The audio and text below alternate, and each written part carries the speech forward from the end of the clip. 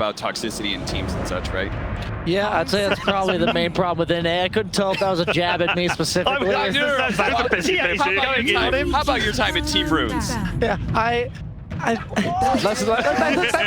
already tried to forget that. I think the major thing that he talked about is how much you learn playing on teams. It's not the experience of competitive Dota, but the atmosphere and moving past the tough parts like we saw with OG last year. Yeah, absolutely. All right, thanks very much, gents. It's time for us to get back into game number 2. Get ready for our draft panel.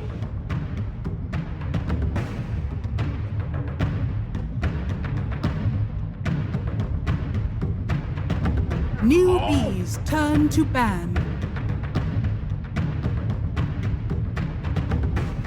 The TI8 champions trying to recapture their magic on the main stage this year, and they've just taken that first step to repeating history, guys. They began their TI last year with a 2-0 upper bracket win over then VGJ Storm, became Forward Gaming, and they're halfway that same kind of result today. Very convincing game 1. I want to talk to you guys specifically about that duo that we saw on the couch here with Casey.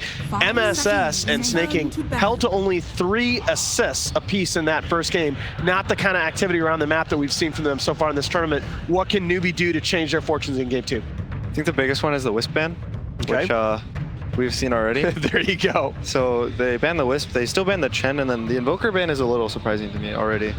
I thought they would try to save it for MSS here, because that was one of his best heroes, I think, in the group stage. Yeah, especially with the first overall selection. And now, by the way, Enchantress on the board. OG has picked that hero first overall every time they've had the opportunity. So Newbee need to think here, do they want to give that away? I think it's between Magnus and Enchantress right now. Most of the teams that play against OG, they're either banning it, or if they're first pick, they're snatching it. I mean, I would expect OG to respond with their mag. I would be surprised if they didn't. We talked about Seb's mag, of course, last year at TI. He is on a 22-3 run in professional games on that hero. It's been statistically his most successful hero over the past season. My lord. It fits well. What are you going to do, right? It fits well with the way they want to play, I think. It lets Anna play this really hard carry. Even if its lane's a little hard, he can always just jungle. He doesn't really need the items. He gets like, 2 Wraith Bands or whatever. He gets some power. Jungle's dead. Yeah, that's one of the things that we've seen a lot of this year at TI is the carry pool has shrunk a lot. There's so much, it feels like, economic pressure on these big farming cores. And Magnus, of course, one of the big mechanics and in power that sort of relieves that in the laning phase especially. It's also why heroes like Alchemist are really strong. You can jungle at level 3, level 4. The offlane picks this like dual lane that's supposed to crush you in the lane and your game's supposed to be unplayable. You get level 3 because of pulls. You get up the jungle, you still have 800 GPM. So absolutely. That's why that hero is really scary for most teams, and they usually ban it, but I believe it's not banned this game yet. Yep, so OG, often when they do pick the mag, they will actually pick the mag combo in the first phase. They had a mag jug open earlier in this tournament. Are we expecting something like that here, or do you want to keep our draft a little more flexible? I just think it depends on kind of how they feel. I think mag jug is probably the best mag combo that there is out there. He lanes well against most heroes. He also gives you like tower pressure. Yeah. So it means like you don't just have to AFK farm when you have this Magnus now. If this jug has a good game, he can run at towers and pressure them. Also is good against Enchantress. You don't need to hit her in the early game to deal damage. You can just spin on her. Even your Omni Slash isn't affected by the passive.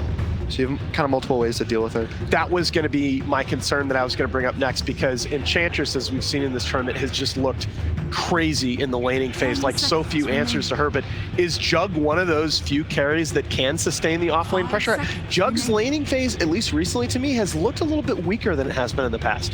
I think it kind of depends what he lanes against. Against most heroes, he's okay. I think against Ench, it can be okay, but it also depends on what the Ench is paired up with.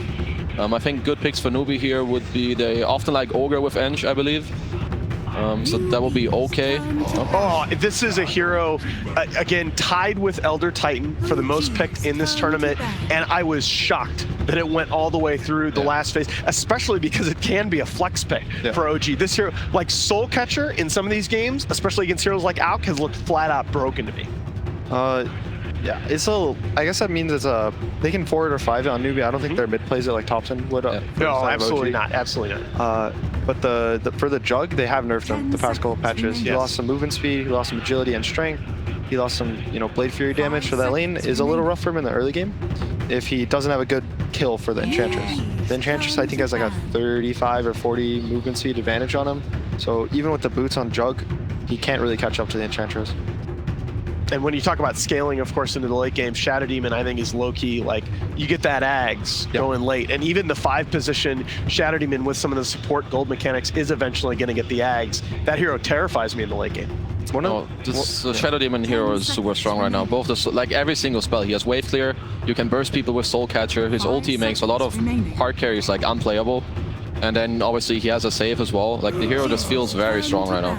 I think one of the coolest things with this pick in this draft is that it's going to purge the Empower from the Jug in the team fight permanently. So it's like if he runs it with Empower, he's going to get purged, and for the next 8 seconds, he's going to lose, 50% of his damage. And it is, just to mention for some of our newer viewers, that's kind of a unique mechanic. It is a continuously applied purge. So not only do you get rid of the Empower, but that Empower cannot then be recast on that Juggernaut throughout the duration of the SD ulti.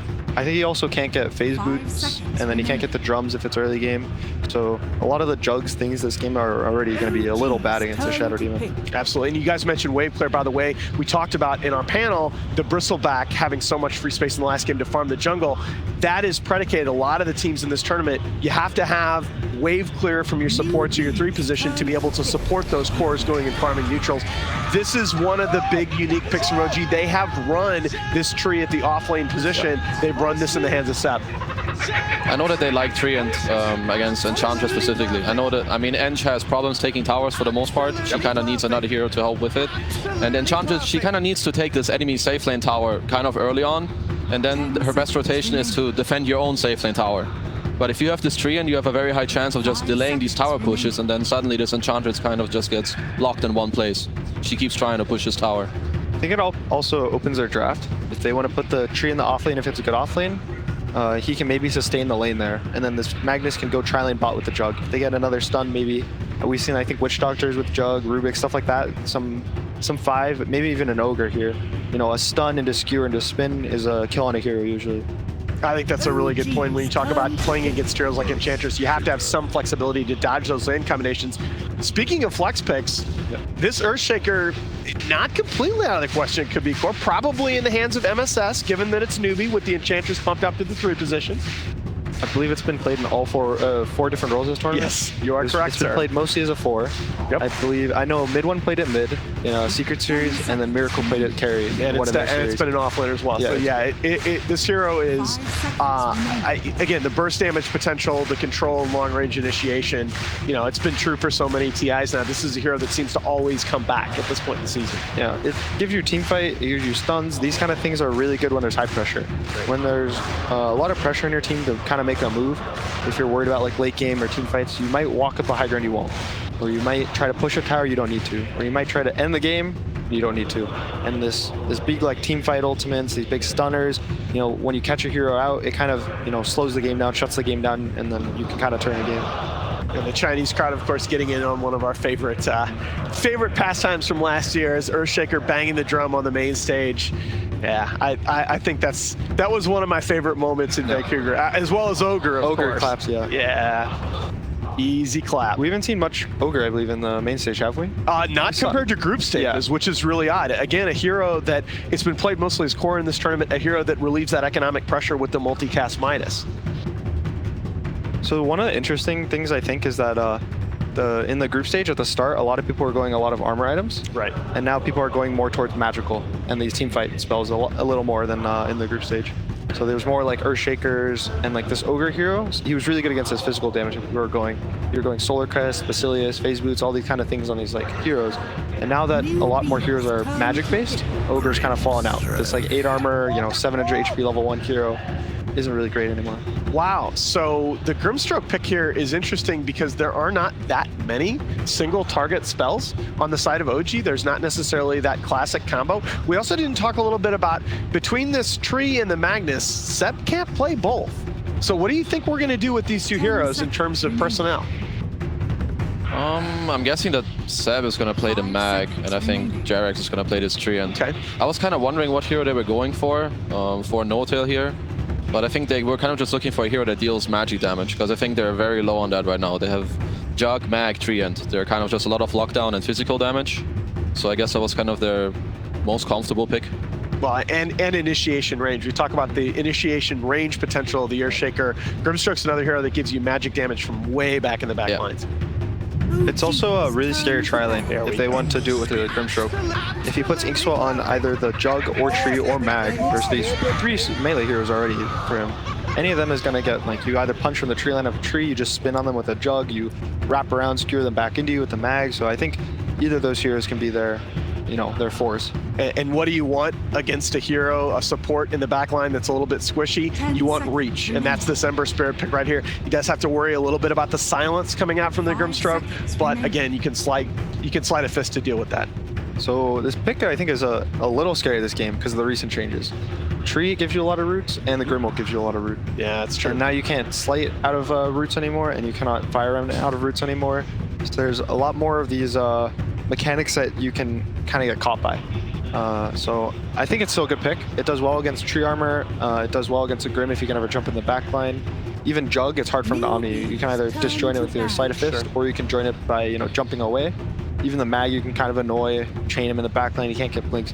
So I like the overall pick, but I'd be scared if he gets caught out by these roots in the mid game. Do you worry a little bit? Like, we started out talking about the Enchantress, about this is a hero that forms a foundation of a very solid laning phase. Do you worry a little bit about OG punishing the Ember in lane with their last pick in the hands of Thompson? Something like a Monkey King can just ruin Ember's life. I mean, I think it's very likely, especially if Newbee now pick a hero that is kind of locked into the safe lane.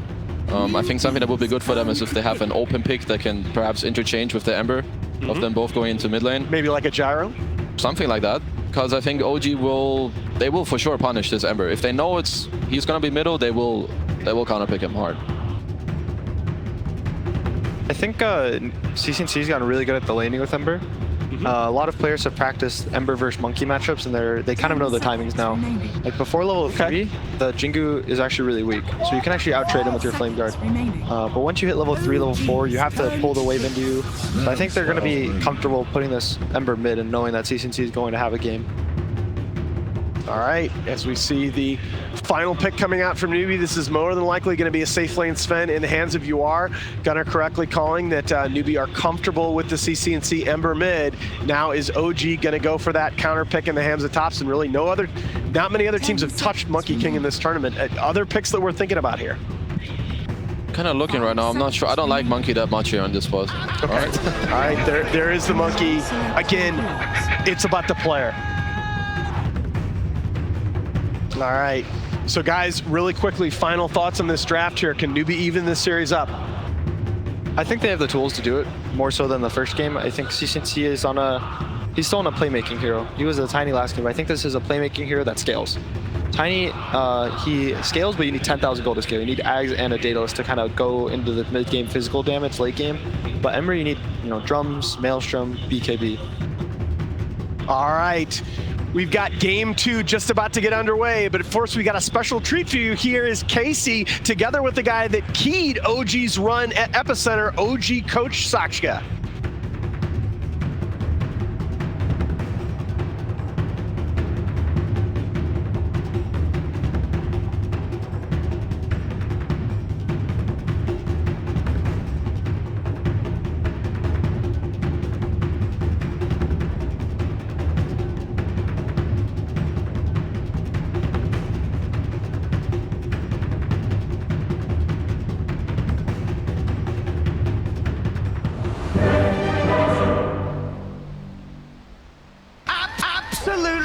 I'm shocked. I'm baffled. Anna Io, the takeaway from game number 1. I think a large amount of confidence also.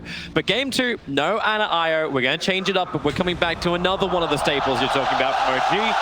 It's the Set Magnus. It's the buff up on the Juggernaut. It's Thompson Monkey King. And it's good to hear from the coach that they like winning. That is always something you're not really sure about, and that you trust in your own best strategies and feel good when you get them. Awesome. So we feel Sakshka was glowing. Right? He was glowing. He looked like he was having a great time. So if that's a reflection of what the team atmosphere is like, then OG are in a great spot right now. They just seem super happy, all of them. Yep. So all right, let's get into the game. As Sakshka pointed out, they do have their Magnus strat, and they did play the IO last game, so 2 of OG's absolute staples they have been given in this series. I still feel like this game will probably be closer than the previous one, because this should be something Newbee are more accustomed to playing against. Yeah, that's a bit more standard, if you will.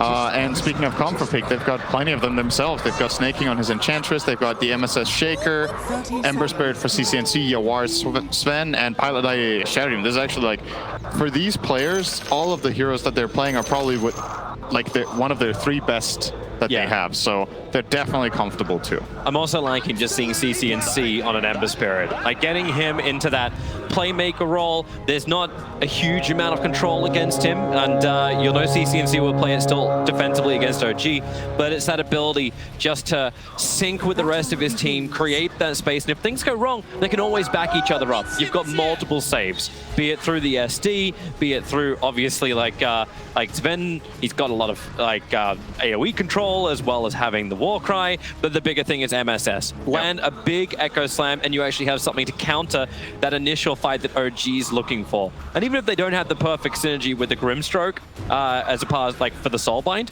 you still have that Inkswell. Fantastic with the Jug early on, but it works beautifully if Mag's able to get a big combination too. And there's one thing, I don't know if they talked about this on the panel, but there's one thing about Shadow Demon against Magnus that's really interesting. If you Demonic Purge the Jugger, he can't get empowered for the whole duration. And that means if you enter a team fight and you manage to Demonic Purge the Jugger before he gets his ulti off, you have this 8-second span. Is it 8 or 7? 7? Yeah, 7. You have the 7-second span where Jugger's damage is way less significant. If you can get off to a good start that way in a fight, that could pay off big time. And Thompson's right in the face of CCNC.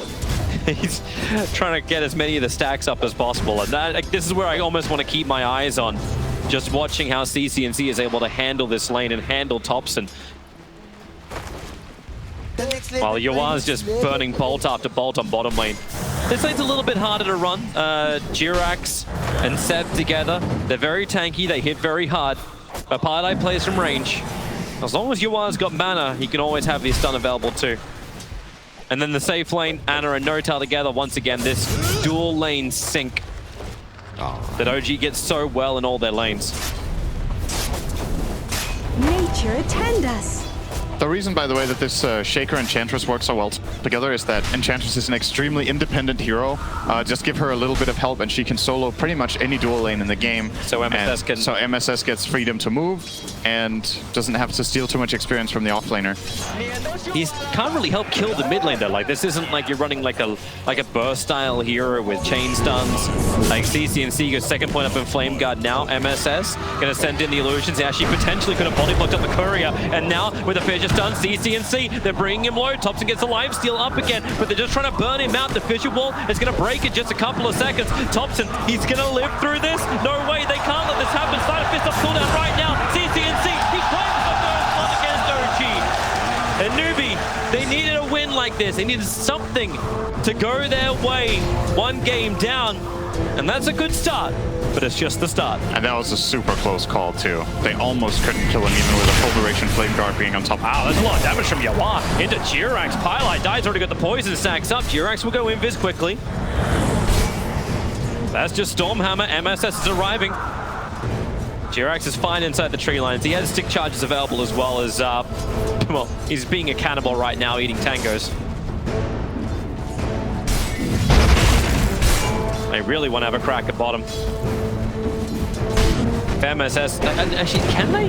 There's no mana on Sven. He doesn't have a stun available, and CCNC, for all that great work he does, he's still playing against Thompson. He gets his own back. That's really bad news, because as the panel talked about earlier, when it comes to comeback kills, if you're behind in this mid lane and you get a return kill, you're leading. And at this point, Monkey King is now far ahead in the lane. He's going to hit level 5 before the Ember Spirit of CCNC, and he's probably going to be relegated to the jungle relatively early. Thompson's going in. They will get fissured. Are they just going to be trading kills, these guys? Yeah, they're going to give it a shot, but my god, MSS. He got him on the wrong side. Yeah, that's a melee hero, guys. Thompson, he's asking to hold hands with CCNC while up on the top. Snaking's in trouble. Has to trigger off Nature's attendance as Ana and Notal did their combination. Bottom lane, the root's out. Yawar trying to move back. Pilot die. He hasn't have a save. He's already used the disruption. And they're almost out of consumables. MSS will arrive at the lane. They're pinging out Jirax, but I don't think they can really do anything there. There's one Stormbolt available for Sven. And MSS, he had the right idea in mid. Both times he's ganked, he's tried to fake out the fissure so that it doesn't get dodged, as Snaking should be okay here. Yeah, couldn't get the body block absolutely perfect. There's that fight on bottom. So they waited a long time for it. Yeah. Committed those abilities we were looking for. CCNC Tops again. going again. Yeah. He won't even die to the tower. He switches the aggro at the very last moment. So only got to hit once by the tower. And you see, he's making use of the mischief. That's what MSS did well when he ganked mid, is that he fakes out the mischief on the fissure so that it doesn't dodge the damage. But the last fissure was on the wrong side. Thompson gets another kill, and now he's a beast. What do you do in mid? This is a big problem. This is a Monkey King that won its lane, has top CS in the game, and has Empower. Thompson is already 1,000 gold ahead in the mid lane. 2.8k net worth compared to the 1.8k of Sven. That's the difference between the number ones of OG and Newbee. And now you look for the bounty runes. There will be a 2-2 trade-off. Thompson gets 4 stacks, CCNC had to back off. MSS will drop down the Observer Ward, and they may will try and work here with Pylai Die. If Thompson gets a little aggressive, which, hey, it's Thompson. MSS is the fissure, but Thompson hits the first attack. He's going to wait the fissure out. No-Tail's also arrived, and Thompson, mischief once again. MSS, now the fissure block, holds in No-Tail as well as Thompson. The poison stack's good over on Thompson, but they can go for the other kill. No-Tail, a quick slide of fist from CCNC will claim it, but they don't get the one they're looking for. They don't get Thompson. He's going to salve up and get ready to go once more. He's drawing so much attention to himself that Ana just has a completely free game right now on the Juggernaut. So does Seb. When Enchantress hits level 6, actually never mind, because No-Tail rotating off of top relieved some pressure from Snaking, and when Snaking gets level 6, this lane is not inhabitable for Juggernaut anymore. Fortunately, he can jungle with Empower, so he's probably going to be connecting with Seb relatively soon when Seb has level 3 Empower. Maybe they will start playing a little bit closer to each other, because this top lane is not fun anymore. A little bit of wasted time of Thompson hunting inside the jungle. If he caught Yawar, it would have been great. But MSS forever just trying to make life a little bit more difficult for OG. Defensive spirits are up for CCNC. So unless they get perfect control, CCNC should always have a get out of jail free card. Bottom lane underneath the tier 1 tower. Yawar just TPs away. That leaves Pylai dying. He's looking for some kind of rebuttal onto Seb. Creates a couple of copies of Ana. That's probably the most amount of damage Pylai can do here. But into a spin. Ana around the tower. Pylai won't be able to survive. While in mid lane, they keep on going. Thompson and No-Tail together. Spirit jump forward from CCNC. Doesn't have the defense anymore. And MSS can't actually cast a fissure. So Yawar has to come in. Monkey King, the stun control. MSS is trying to be there for it, but Thompson still getting the run into the trees. Cuts his way around. Of course he can. No-Tail with the slow. CCNC, he's not done yet. He still wants more. TP back, bottle up, but Thompson's too fast. He's going to walk back to the tier 1 tower. And that is space with capital S. Created in mid by No-Tail as well as Thompson. They're forcing so many defensive rotations out of Newbee, and that's going to cost them their bottom tower. They rotated Ana down here and gave him Empower so that he took that, and he's going to keep his farming going. Snake the really uninhabitable lane. Yeah, they'll plant a tree end up here. Actually got so much damage from snaking. He's fine. Yeah, he is for the moment. Jerax's going to look for the denial on the tower, and Radiant, no, it's going to be the catapult that gets the last hit, while MSS catches out No-Tail walking up. Understanding that that first little bit of damage from the Enchantress had No-Tail so low. It's a good grab from Newbee. They need to get something going their way. The only lane that has truly gone well this game is Snaking's, so they playing around him, getting his tower is very useful. And you imagine, I don't think this is the kind of game where you just want your Enchantress to sit in the off lane and just stay up here for like 10 minutes. Just pressuring the top tower. I think he needs to get involved for his team's sake to get the mid tower and put some pressure on the Monkey King. CCNC diving pretty far here with Flame Guard, but just cleaning up the wave and he'll be jumping out in no time. It's like he's now trying to bring the attention, get it off the side lanes, get it away from the recovering Sven, away from, well, I suppose the Enchantress who's still just adding the pressure up on top lane. Feels like I'm watching Ice play. It's like, yeah, so I took the tier 1 tower, I'm still not going to leave. He'll stay here a little bit, but then I still think the mid rotation is the play to make. Oh, they're going to go for him instead. Yeah, Thompson's moving in. The Observer Ward was planted, but won't matter. Snaking triggers off the attendants. Difficult for Thompson to build up these stacks, however, but No-Tail will slow him down. They'll get the stuns out as the Inkswell will connect, but Enchantress is still healing through everything. Double braces, and Thompson at least mischief dodge one of the imps, but in mid lane, CCNC jumping in, has no searing chain, so he can't hold Sep there. He needed MSS's stun to connect, but it won't happen. He's putting some really good aggressive pressure though, forcing rotation from OG and getting some tower damage in soon for hopefully for him. But yep, guess what? We didn't talk about this, but Jerax can heal towers this game. So if you want to grab towers, you need a successful teamfight move that overwhelms the opponent. This chip damage is not mattering too much. This is a nice observer and sentry up on top. If Jerax runs the northern trees, it'll be fine. If he runs to the southern trees, won't be as great. MSS gonna have to future block him up, and Snaking is able to claim this quite simply. And CCNC is just going for supports as well. No-Tel into the tier 2. Again, no Searing Chains, however. He's got the Sleight of Fist, but needs to burn No-Tel down a little bit more before that'll be successful. And very deep, but it won't matter. They'll always know there's an escape way for CCNC. Bounty runs, 2 for 2 it looks like. CCNC trying to get the bottom run. Lots of pings coming out from No-Tel, but his team is too late. They're not in position. It's a nice one for CCNC, a double damage rune. And he's still going to do the TP back to base. Got himself some nice gold here from the couple of kills. He had a very, very hard start, and he is still behind the Monkey King. But this could have snowballed out of control if they didn't make the correct adjustments. And at least now it looks like CCNC will be having a game. You dead. And Seb's the man who has to hold the tower, faking the RP out. There's no way he's going to trigger that until Thompson comes in range. Now he might do a CCNC. The RP will go down. Flame Guard's protecting him nicely. Have they got the start of control? CCNC does go down. The vision from MSS comes a second too late. And Seb perched up. Just skewers himself back to the safety of the tier 1 tower.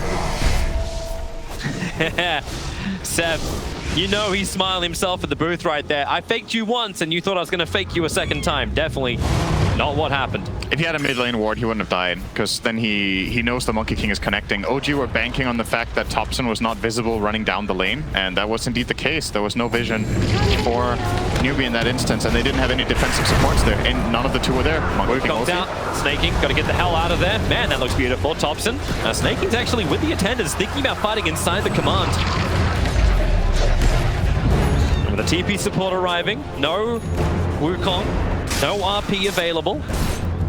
They still don't push the tier 1 tower because they haven't pushed it. The living armor still kicking in. And what does OG do? They smoke up, they're moving south. Seb and No-Tel gonna try and combo up here with No-Tel, with Ana. The No-Tel combo. Yeah.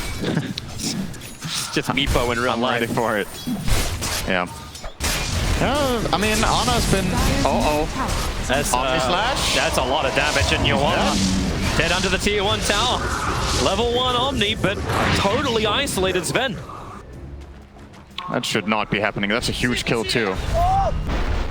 Thanks. Furthering the space between these two carries.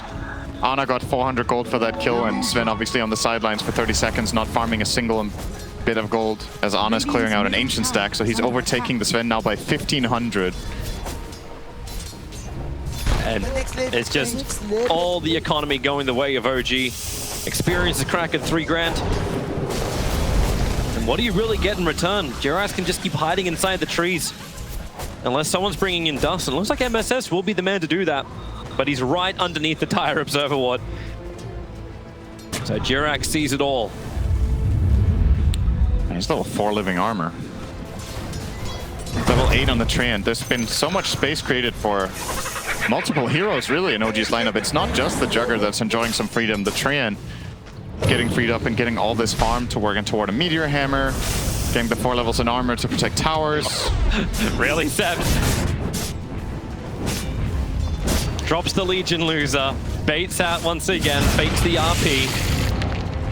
And CCNC just looking for some early harassment, but he's realizing that tower, all the hard work he did before, it's all gone to waste. And that's the logic of playing this Treant and Magnus together, right? There's multiple synergies. One is Mag wants to play slow, so he needs his map protected while you're farming up. You have the Treant protectors to keep the towers alive. And the other thing is, well, you've got the living armor and a power for your carry, so you make your carry really strong. Jerax is in trouble top, but it's going to overgrowth, run away. Once again, just making space for OG to hit that timing later. Amber scouts out No-Tel. RP is back off cooldown for Seb. They're really waiting out this mid. Thompson will move over too. Buffed up by the Empower, ready to fight. ES hides in the tree line. Thompson jumps in. Now ES gets the double stun. And space to move back, pick up the regeneration rune. Snaking, however, caught and pushed back to the other side of the Fisher. He can't attend that position.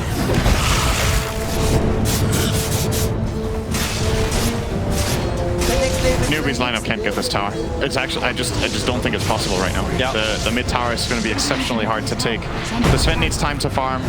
The living armor and the just overall defensive team fight from OG is super strong. Like if you go into any dangerous area, you could get overgrowth, you could get RP'd, you could get skewered, and you're even fighting against a Monkey King that could be in the trees. So there's so much.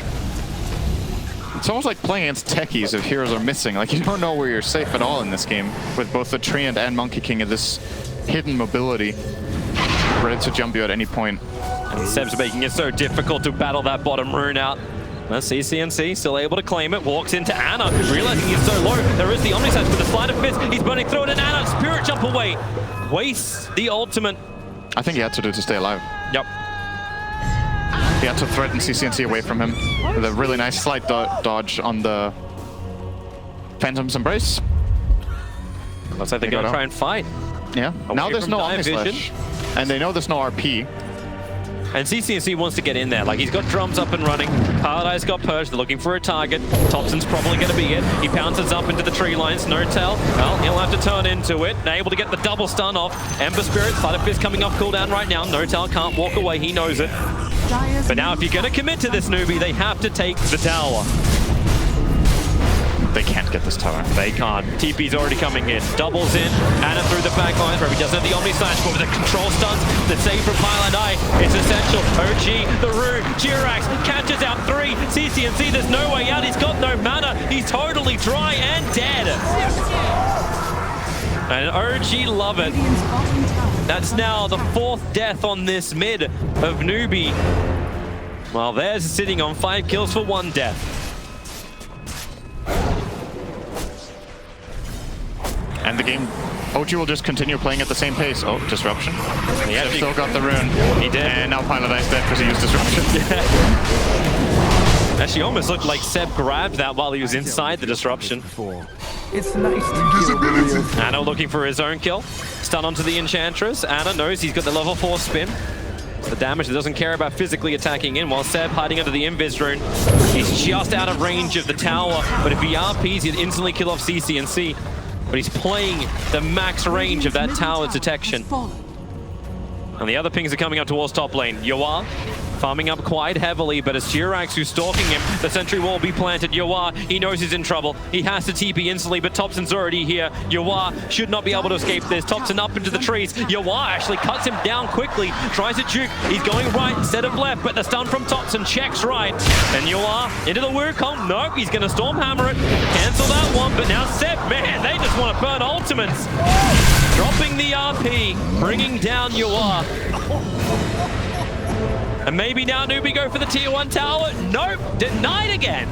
Dire's middle tower is under attack. And this is a goofy lineup from OG. They're everywhere. Yeah, you've got to try as Newbee in this situation to set up a team fight with Shaker being successful, but he went for the mana boots, which makes his big Blink Dagger build up a lot slower. And because of that, Newbee, their options of setting up those fights in the first place are pretty weak, right? If you can't force the enemy team to defend very easily because you don't have pushing power, they can kind of take it slow, farm camps, play the map, and then, oh, top lane, CCNC. And going again, but defensive. Spirit gets him out. Not sure what Thompson was expecting there. It's like a snot, man. This guy runs away from me. autographs out front. Radiant's top tower is under attack. Maybe later today you will, Thompson.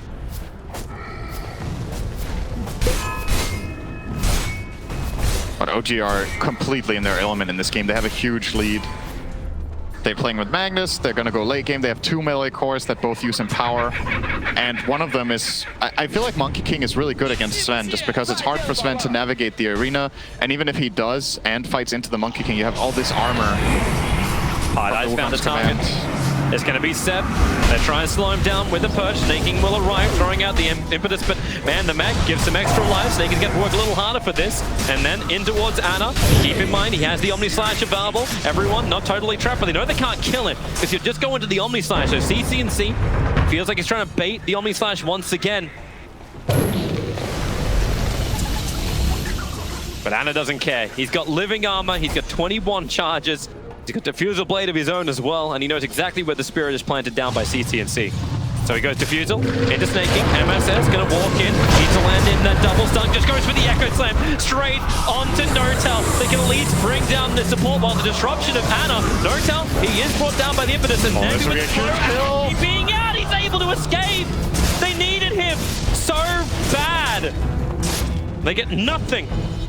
Oh, they get it at Grim. They get, okay, they got something, but it's like getting a board game after playing on Wheel of Fortune. It's not what you're really searching for.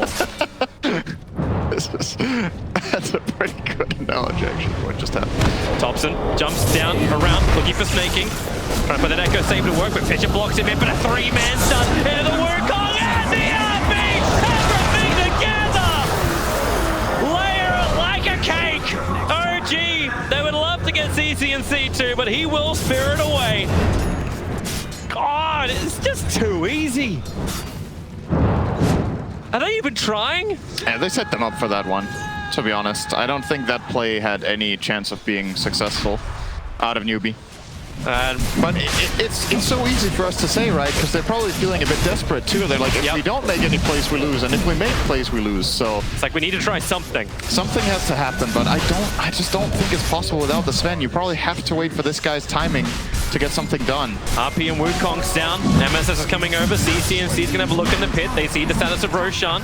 A quick silence out. The Phantom's embrace from N0tail. Something the back line. Highlight Eye. Actually, just Magnus really caught out. Skewers back over. Joins the rest of his team. Gets a 5-man mech, and MSS is trapped. He can't do much more. Now the Omni Slash up the hill. Well, it's all gonna go into Yawa. He can tank through that. Ana, of course, he's got more survivability. Into the spin. Newbee still on the retreat back out. Snaking trying to do some level of damage, making Ana a lot lower. Snaking needs to keep the distance up. Thompson in the meantime, killing a BS to the back lines, but now they go for more. Hold them together. It's all the embrace of death that Newbee just have to accept.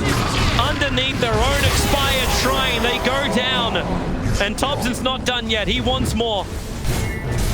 But hey, go back for Roshan. Objective-based gaming.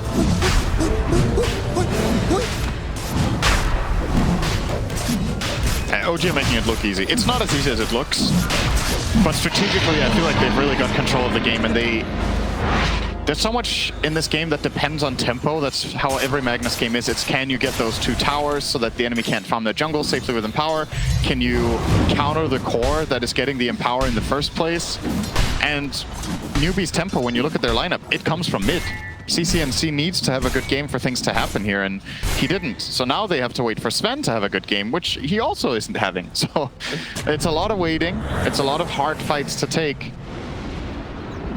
They have to get the farm into MSS. 100 gold for the Blink Dagger. Yep. Then maybe they stand a chance. BKB set for Yawa. Like, if these things are up, then there's a possibility. But there's also a possibility Thompson can just initiate in on whoever the hell he wants to as well. Takes the tier 2 tower. Has the Aghanim's Echo Saber build. Putting it to use here. Yeah, straight to the Wukongs. SD's coming over. Needs to get the defensive disruption over on Snaking. Purges Thompson instead. CCNC thinks about having a play. Thompson's on the edge of the tree and leaps away to safety.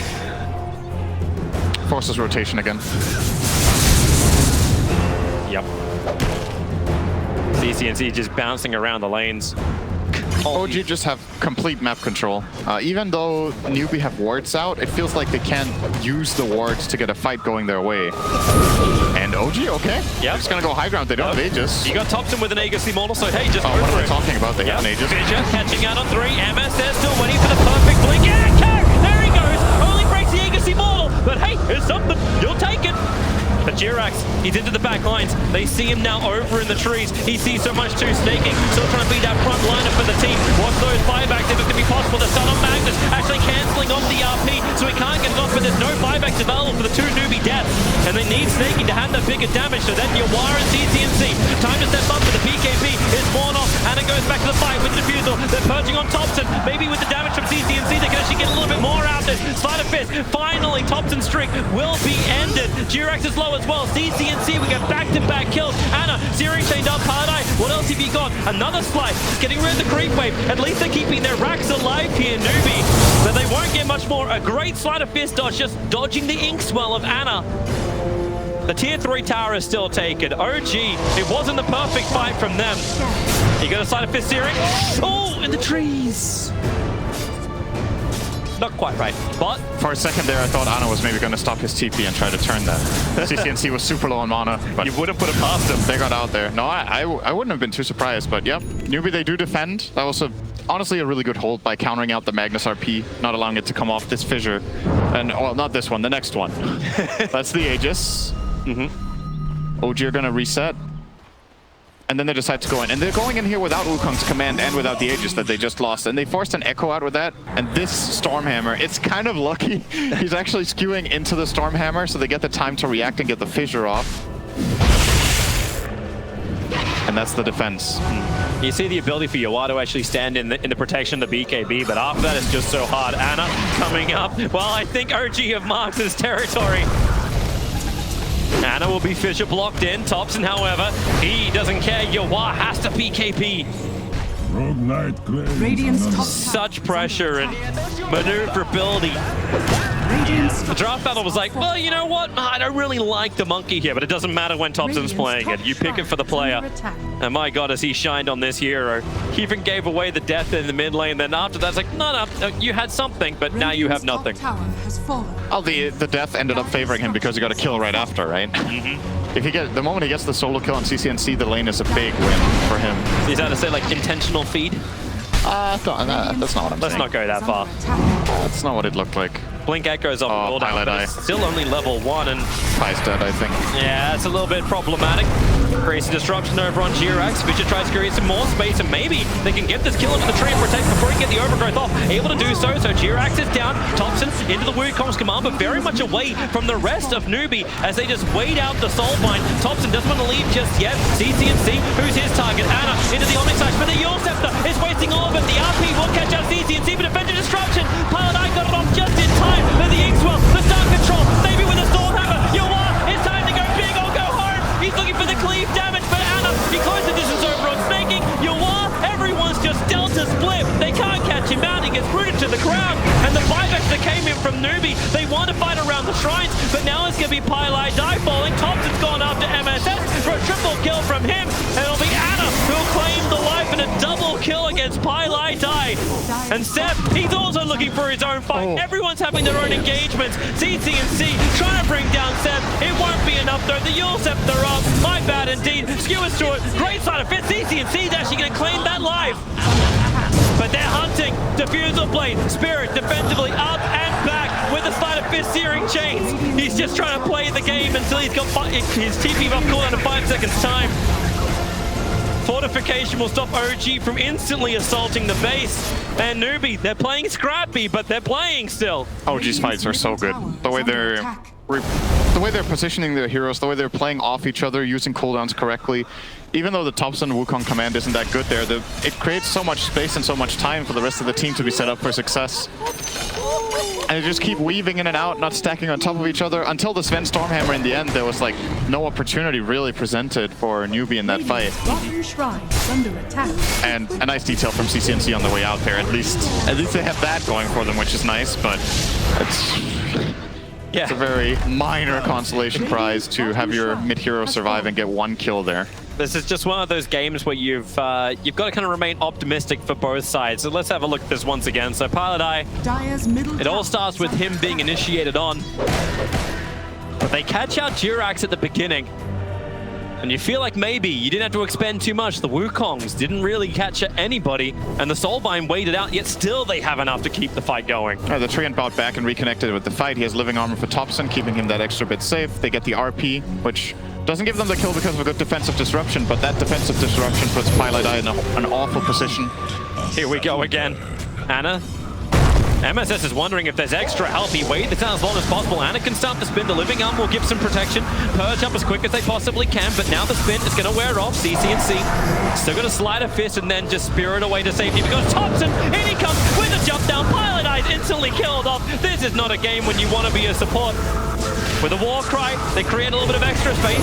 Snaking looking for his own damage. Is there that blink echo? They're waiting for it out as Ana already back into a spin. Tower is under attack. He's so safe with that healing ward. Absolutely no problem. OG lost nothing there. They get the kill on the Shadow Demon. They used no big spells, so all ultis ready.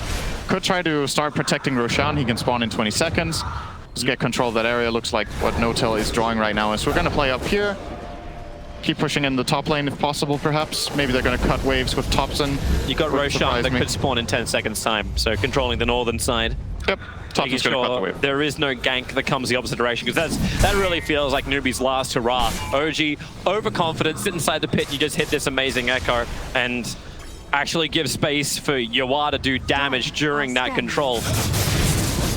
But he can't be the only one. Yawar doesn't have the damage output required to get through this OG lineup. CCNC, oh, he's actually able to grab one of the 30-minute runes. Make it 2 of them. Hey, you'll take the money. For my coffee. That's enough for his Mjolnir, but he won't have buyback available if he does it. It kind of feels like one of those games where Ember needs to go physical damage. I don't know if they can kill the Jugger and deal with the massive AoE teamfight of OG if they don't have a heavy burst. Maybe the magic burst can be enough. You're obviously making the enemy team giving them a lot more value out of armor if both Sven and Ember are doing physical damage. But you still have the pure damage of Enchantress, and you have the magic damage of Shaker. I was really lucky to survive that. Jirax's blink came just a fraction of a second too late. And Newbee's doing the best they possibly can. Seb pulls back. Wait, those trees regrew very quickly. You skew it through them and they instantly spawn back up. It's like a pop-up book. Actually, I take it back. I don't think physical damage is a solution either. That's one of Juggernaut's biggest strengths, is 50 armor. The itemization options for CCNC, there's nothing that feels amazing. It's just, he's gonna get this Mjolnir so he gets more damage. Overall, like more mixed damage, has maybe we'll get some value out of the static shield. I forgot what it's called. It's not called static shield. Static charge, right? Static charge. I think it's called static charge. But the guy who has to deal damage here and kill this Jugger is actually snaking, I think. That's the biggest damage source they have. But Jugger now with the butterfly is going to have all the evasion. He's going to get maybe an Aegis, unless they give it to Thompson's Monkey King again, which I wouldn't put past them. He's way less tanky than the Jugger. He needs it a lot more. And maybe you just give the cheese over to Seb. So far it's backpack for Ana. Smoke came very late. You saw Snaking actually turn around after Roshan died. They're 4-men smoking out. They're looking for an opportunity. Jirax, he's hunting CCNC. Thompson about to bounce forward. The smoke breaks on the Enchantress, but they have to kill off Jirax so quickly. Yawar, BKB, God Strength, they're going to be able to do so. So down goes Jirax. No buyback available, but the backlines, Snaking, the man that has to do the damage, is stuck inside the Wukong's command. With the dump from Notel, they'll hold him there. Snaking tanks through a lot, but he can't tank through all of it. CCNC, no defensive spirit available. He has the Yule Scepter, silenced up for the moment, needs a little bit more space to work with, and that's why up, down, and around. The stun from Notel won't be able to reach, but he'll be able to hit. No, he doesn't hit with the stroke of fate. Another banishment by Pylai die. Buyback maybe needed here from Snaking. RP catching out Yawar. He had no BKB, he had no goal strength, he had no real presence. They can buy back, but they've lost CCNC. Thompson just did it solo underneath the racks, which they're looking to take now. Fortification slows down the push from OG, but it definitely won't stop it. And look, he's even with the double damage rune on the end of Ana. Was thinking about tier 4 towers, but okay, back to reasonable objectives is going to be the mid. Not pulling an RV right now. Take all the objectives, get the megas up and running. Good stun. Good step. just wanted to have a closer inspection of Shadow Demon. Fissure Sun out over on Thompson. Now, again, Mischief. Such a problem for Snaking to keep hitting that impetus. Pilot Eye. Disruption. Now the impetus can go out towards Ana. He'll jump away, Stormbolt, Thompson, he's in real deep. Remember, Aegis Immortal, he's happy to take it through as long as they can get a rebuttal kill. Ana sent up and towards the air. Snaking's getting some time to heal up. He's got 9 1 charges and he needs that time. Does Pilot Eye have another disruption? No, it was 1 second away. He's stuck around. Now all he can do is just disrupt the attacking Ana. Snaking back into his damage, over to Monkey King. They really want Thompson dead. He's such a huge chunk of the damage as Ana runs forward, can't get the Inkswell stun out, but he'll have the Omniside. Oh my God! Together you stand, together you die, and together you GG! Newbee are out, OG have knocked them down to the lower bracket in dominated in game 1. We just come back. The Seb Classic Magnus, Thompson styling, and OG looking in the same type of form.